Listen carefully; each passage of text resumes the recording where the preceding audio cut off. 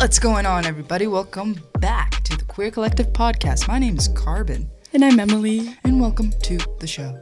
So, in celebration of me graduating this past weekend, Woo, yeehaw, woo. We're going to be telling a little bit of a story time because that plan was almost derailed because I almost didn't graduate with one course left. You almost didn't. And I actually didn't graduate with just one course left. Yeah, so there's definitely some stories here to be told. So a little bit of context. I don't know why, but I attract like all administrative issues. I think it's because like I get you get some worst administrative bad luck. Always.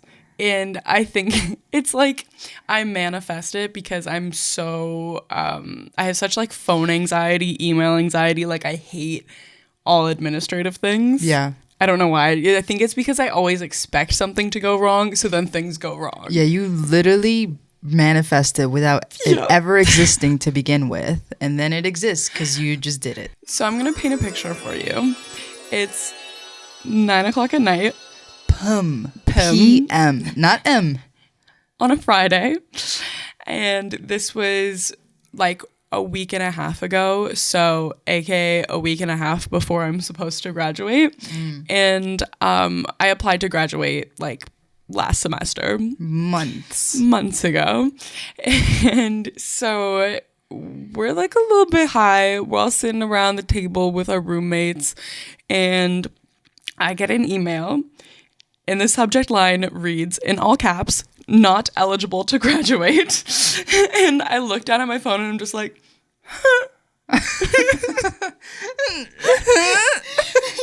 It's like instant anxiety fills my entire body, and everyone's just like, "Emily, what's wrong?" And I just like walk over to the stairs and just like instant tears start coming down my eyes. And our roommate Chantal is like, "Do you want a hug?" I'm just like, "No." Like, "Don't touch me." And I like go to our room and I like so dramatically just like lay down on the floor and start crying because like I have been like dreading this whole semester basically. So I'm a creative, like we always talk about. Like yeah, we artistas out here. We some artistas. But 6 years ago, I was in like a college program for fashion because like I said, artista, creative person, right? But when I graduated, all of the jobs I was applying for were looking for Bachelor of Commerce degrees, which is like a business degree. And that's because I was in like fashion business, fashion merchandising, whatever. And she got a 4.0 in fashion merchandising. Oh, I have a 4.0. Yes. But your major is fashion merchandising. She's Come on, legally blonde. My dad always makes that joke. So I decided I was going to like do the safe thing and go get a Bachelor of Commerce. Okay. So I'm like, okay, safety first. I guess I'm a businesswoman. So I go to Ryerson for business, obviously. And like at first I'm doing okay. I'm like enjoying it, whatever. I even debated going into accounting and becoming an accountant. That was before she met me. Can you imagine? Can you imagine Emily as an accountant? I can't. I'm an accountant. What do you do? I'm an accountant. Where do you work? At a place where accountants work. It would have been me for real. My dad was so excited for like a month when I was saying that. Really? He was excited for you to be an accountant? Yeah, because money, stability, you know, all the things that parents like. Things that, yeah, of course. So. Safety first. Yeah. But then Laura and I met each other and we started doing creative things together. Like first we were just doing photo shoots together of each other. But I had always envisioned in my mind starting Queer Collective, but I just didn't have the tangible skills of like photography, videography. And here comes your girl with tangible skills. You should get them tangible skills. Tangible skills. Tangible. You already know. I like pitch it to Karbon and we do it. As you can see, we're here. We're right here. So doing it tangibly. We did it, Joe. But this past like year, things have kind of just taken off for Queer Collective. We realized it's something that we can do full time. Yeah. Miss Karbon quit her like full-time management job and we're just like ready to go. Except I have one more year until I graduate, so we're not ready to go. We're not ready to go. I've been like extremely busy doing things that I hate. The reason that I hate it is just because I don't know, my body's just rejecting business. Yeah. Honestly, and is like rejecting typical capitalism. business. Typical business. Typical business. Yeah. Yeah. Like the structure of like you show up, you're a cog in the wheel, you do your job for like 10 years hoping to maybe find like a promotion down the line, like helping companies. Basically, business school, from my secondhand understanding of it, based on what I saw from you, is like just helping someone else's corporate dream come true. I don't know. I didn't like. Obviously, I wasn't in your classes, but I didn't see the meaningful work there. There wasn't, honestly. And anytime I tried to bring in discussions sort of just like about questioning capitalism and about questioning these big corporations that are just like not being held accountable for their environmental impact and not being held accountable for the way that they're treating workers, and I'd bring that up in class, I would always be dismissed. Really? You know? Yeah, like profs wouldn't even address it. Like I would like raise these questions because I wanted to have a critical discussion. Right. And the teachers would just sort of like try and push it under the rug. And Would they move just on with their like, lecture. oh, good question, next question? They wouldn't even say good question. Oh, They would really? just like kind of fumble around and then just keep lecturing. It's like, yeah, so workers, you know, you gotta give them minimum wage. Okay, let's move on to the next topic. Yeah, and they would just be like essing Amazon's D.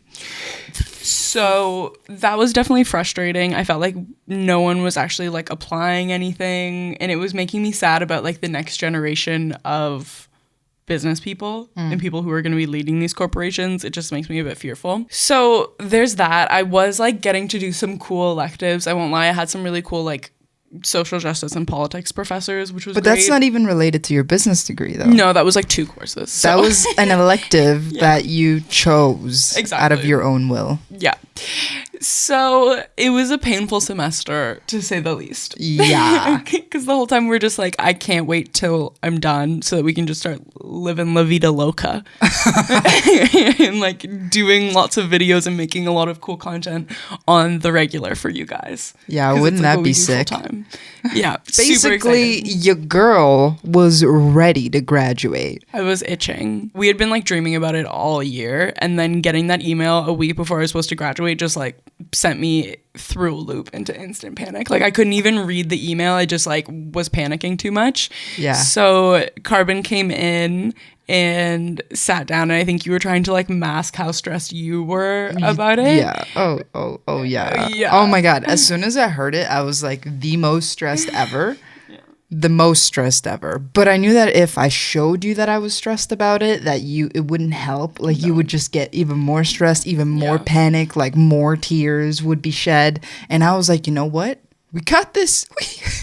Suck it up. And I was like, oh, it's okay. We got this. We can do this. We can get through it. And You meanwhile, I was literally just did. panicking. But like, yeah, I was like, okay, we need to email your person, whoever that person is, and we need to tell them about the courses. So the thing was, Karbon came in and actually read the email. Thanks. You're welcome. I couldn't. So you came in, read the email out loud, and I was like, okay, because it was telling me that I was missing a professionally related, which means that over the summer or something, I would have had to take another business class. Great. Because that's what professionally related means. Yay, business. I like started looking through my courses and I was like, I have everything. Like everything's here. This doesn't make any sense. So then I like went on to the course list, whatever, like you're missing from table 1. It all sounds like annoying. But after Karbon read the email, I started looking through my courses and it looked like I did have everything. I was like super confused. We were like, huh? I'm like, what the heck? So I started looking through the tables to make sure that all of my courses were in these tables. And I realized that my one class, which was Economics 510, and it was Economics of the Environment, wasn't actually on there, but like an identical course, which was Econ 511, Environmental Economics. And I read through the description, which was exactly the same, was on the list. And I'm like, what? So she took Econ 510 instead of Econ 511. But like exactly the same course. Yeah, basically Emily, as it appeared to the school board, she had taken an economics class for fun. Just for the joy of my own heart. So we called them up and we were like, hey, buddy, here's the deal. Bucko. You gotta fix this, all right? I did not take a business course for fun. This was supposed to be part of my professionally related courses. You better put that in, rearrange it, and allow me to graduate. We said it nicer than that. Yeah. But basically, that's what we emailed. We were like, there's a mistake here. And they were like, we got you. We can fix it. And we were like, Like, deep breath. But, like, you didn't sigh of relief until I got the email that they were like, okay, accepted, went through. I was like, you're I don't good. believe you until I see some proof. I need some receipts of proof of concept and like saying like, yes, you will graduate, and then I believe you. So I just held my breath the entire time. Yeah. And then eventually they said, yes, we can do it, you can graduate. And I was like, oh my God. Like I was so panicked. I think I was more worried about it than you. I was like, another like semester of school, even though it's only one class, I was like, we can't do it. We can't do it. Yeah. Like our whole life is turning upside down. Our heads are falling off and our pets are not wearing pants. I was just like, it was a mess. Like I was a mess in my heart. But I didn't see it at all until that moment because she literally deflated. Like, Honestly, I was about to recommend that you do exactly what I did. I honestly, while I was crying on the floor in my bedroom, I debated it because Miss Karbon is a role model. And I was like, maybe I just won't graduate, which is the stupidest thing ever. But Yeah, with one class left. yeah. Which is actually what I did do in real life, actual life. Ladies and gentlemen, I didn't graduate and I only had one course left. And I was studying, wait for it, electrical engineering. So your girl was an engineer. She was studying to be an engineer full time, and I literally had one course left. I was going through some inner turmoil at the time, and I went from really loving engineering and getting literally straight A's, like tutoring other students, that kind of stuff, to at the end, like the final year, just absolutely dreading being an engineer. Every time I thought about having a job as an engineer for like the next 10 years or more or whatever, I was just like, kill me now.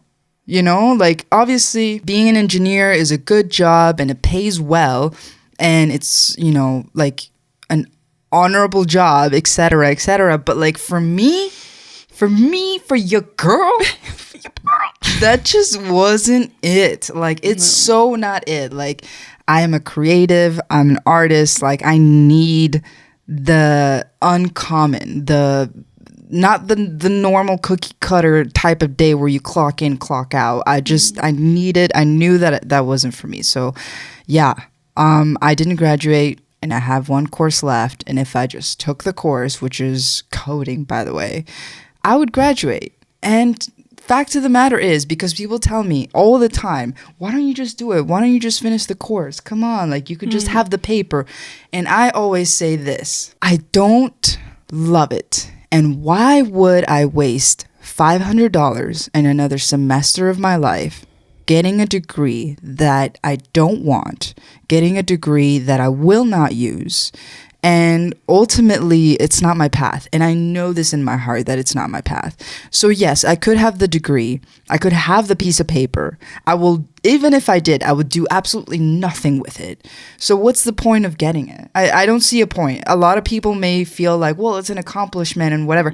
I don't care. Like, I don't care about titles. I really don't. I don't care about having the piece of paper to prove that I did something smart. I would rather have people judge me based on my work and my art and my actual passions than having a piece of paper that says I took some tests. You know? Yeah. Like, I just don't care. I don't care about the status at all. What did your parents think when you... Oh, man. They didn't like that. I can't imagine. Like you said about your dad, like when he got excited for you being an accountant, like parents want stability.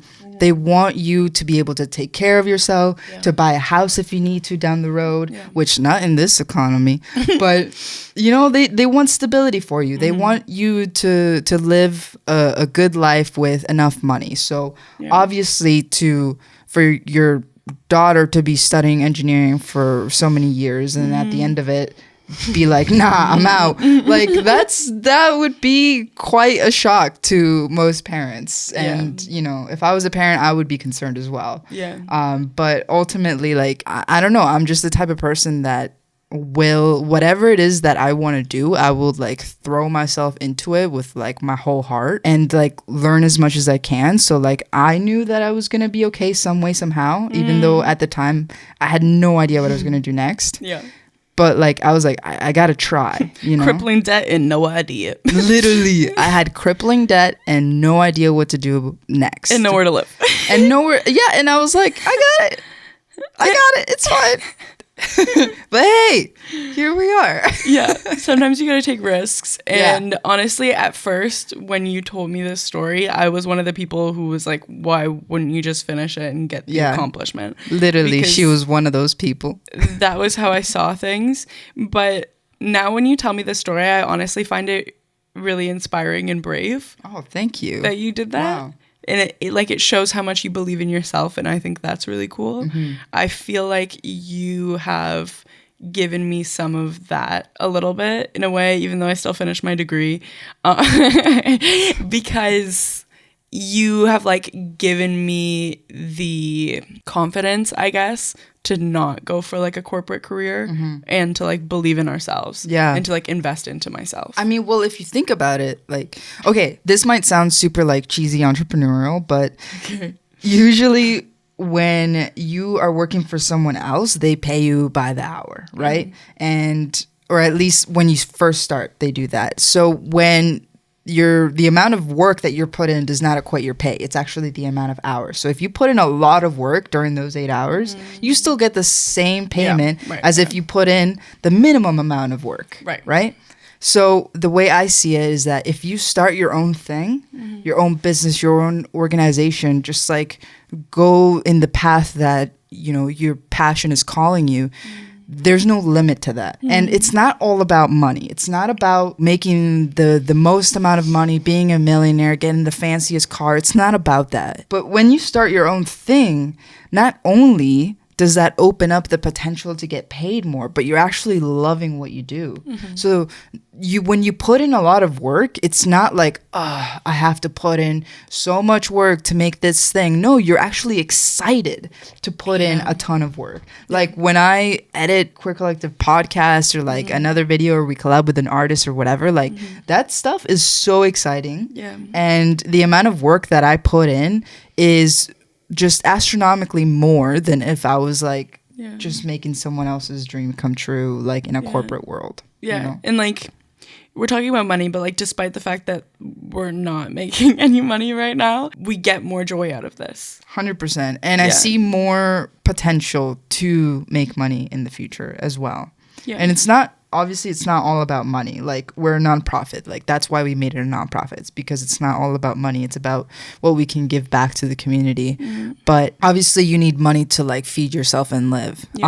However, I see what we're currently doing as having a much higher potential for us to make more money, like enough money to employees be and comfortable. nonprofits get paid. And then B, enjoy our freaking lives, man. And make art. And make art, which is part of enjoying our lives. Like this is what I love to do. Why would I go, work for the man when I can do this? And I think my biggest problem with working for corporations is the way that they try and control you, like the dress codes. I've seen so many stories of women who love wearing bright colors and love wearing funky outfits, and these outfits are still like professional, like they are in the shape of professional clothing. They're just like bright and fun, and the person knows how to style it and add accessories, but their bosses or the HR person will come in and be like,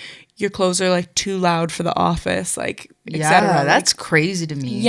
And like here's the thing, I want to work with corporations, not for corporations. Like I want to bring something to the table that's like, this is how we do it. Like, this is what's great about us. This is like how we are involved in the community. This is how you can benefit. This is how I can benefit. Not like, let me do everything for you. Like traditionally when you work for a corporation, Yeah. you're doing everything in your power to make them happy. Yeah, and you're just following what their rules are. Like Exactly. you're not really a change maker within it. There's no opportunity really for you to change the corporate culture. You know, things are changing a little bit, but Yeah. we still got a long way to go. And I think that we are a part of that movement and a part of that change. And the only way to do it is to work with corporations, not for them. Yeah.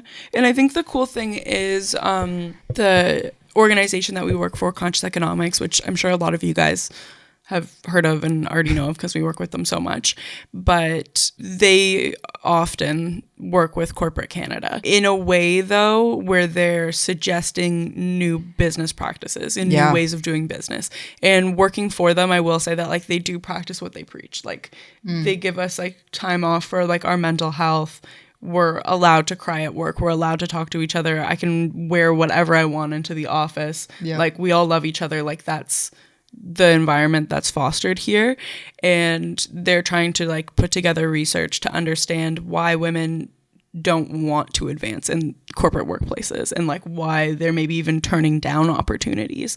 And so they're doing that research and they're bringing people to the table in the Black community as well to talk about what's wrong in corporate Canada, why these people aren't seeing themselves in these organizations despite like say there being like diversity quotas, diversity hires that they're wanting to put in. Why aren't these people applying? Why don't they want to be there? Yeah. And that's what they're trying to look into, and they're trying to make suggestions for them to change, which I think is important because they're huge corporations. They're going to be a part of the economy, sadly, for a long time.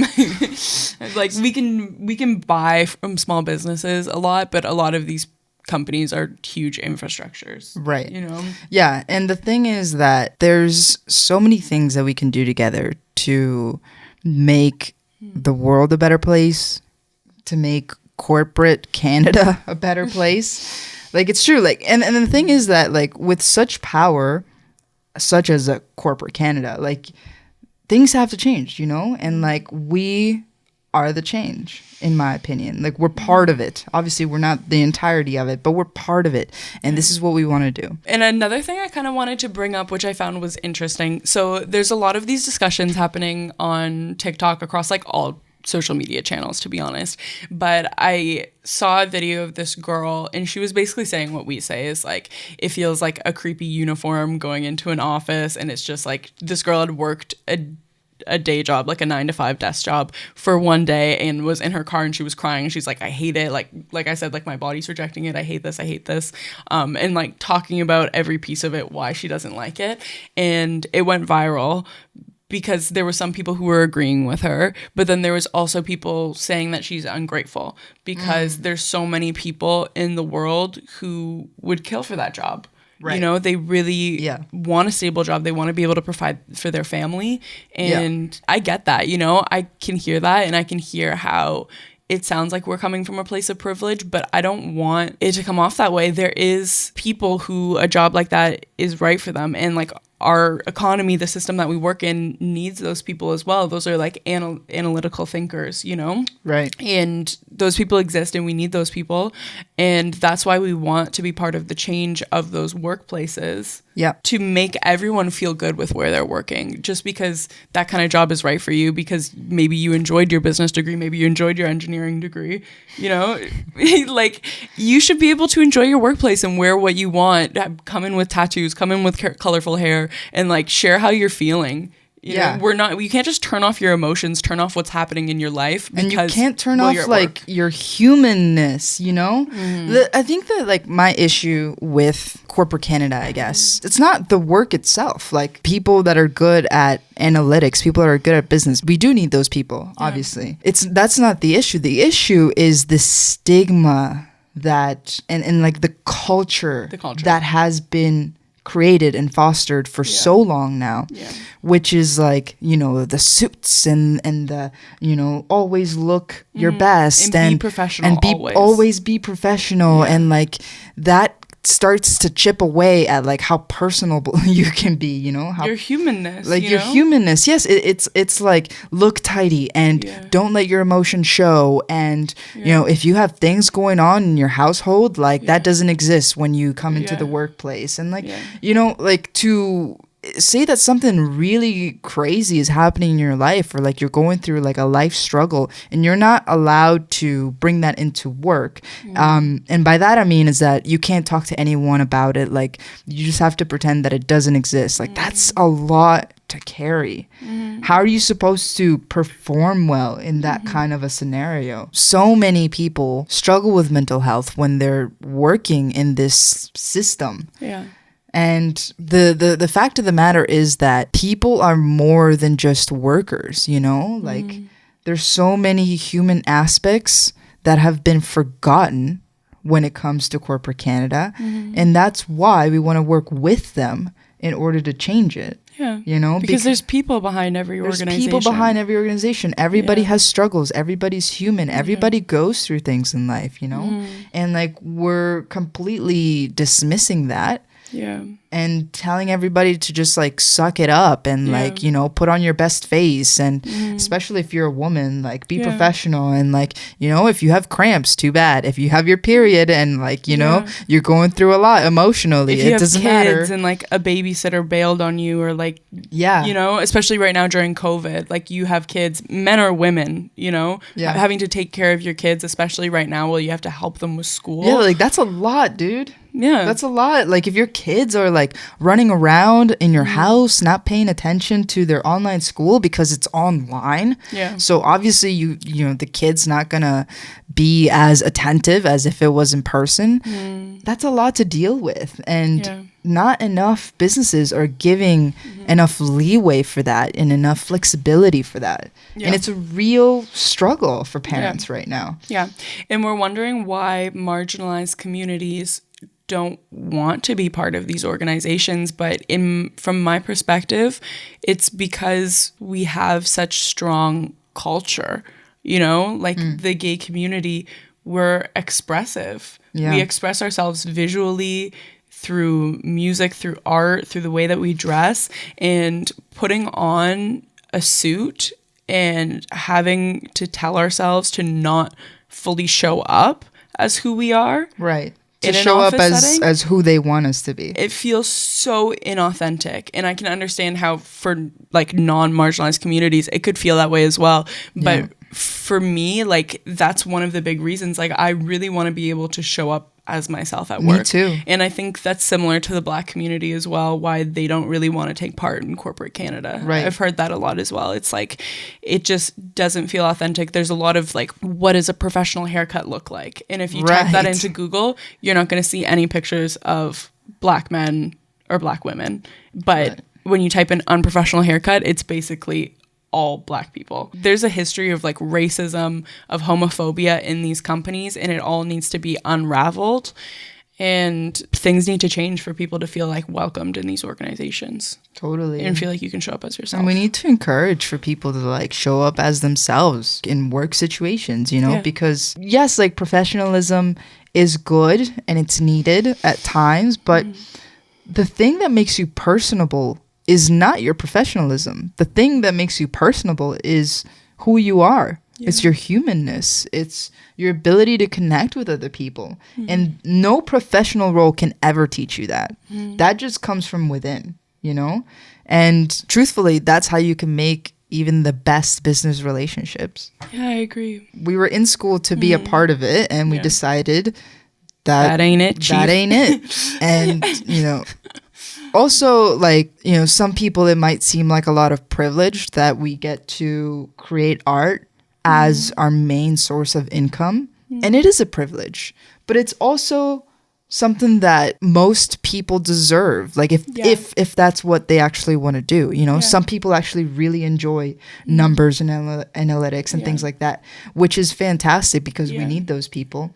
But some people don't want to do that at all. Yeah, but the fact that it's seen as a privilege, I think, is a problem. And I agree. One of the reasons why it's so important to be providing the services that we do to marginalized communities, like providing grants, providing our services for free to people of color, to queer people, to uplift their voices, because everyone should have the opportunity to be an artist. It actually shouldn't be a privilege to be who you want to be. You know, everyone should. It should just be a choose. right. It should be a right to be who you want to be. Yeah. For everybody, everywhere. And you know, obviously, there's a lot of issues in the world, and you know, we're not going to get too deep into that. But this is something that we are passionate about, and that we're going to continue to work for, and reach as many people as we can and help as many people as we can within our community. And hopefully that community continues to extend and expand, and, you know, we can reach more and more over time. So this girl, your girl Emily, officially graduated. She did it. And this girl over here, your girl Karbon, did not. And both of them are okay. Yeah, we're both happy. Yeah. But if you cannot see, today I'm wearing my Ryerson sweater in celebration, but I'm also wearing my North Face vest because we are Toronto mans. Ryerson is filled with Toronto mans.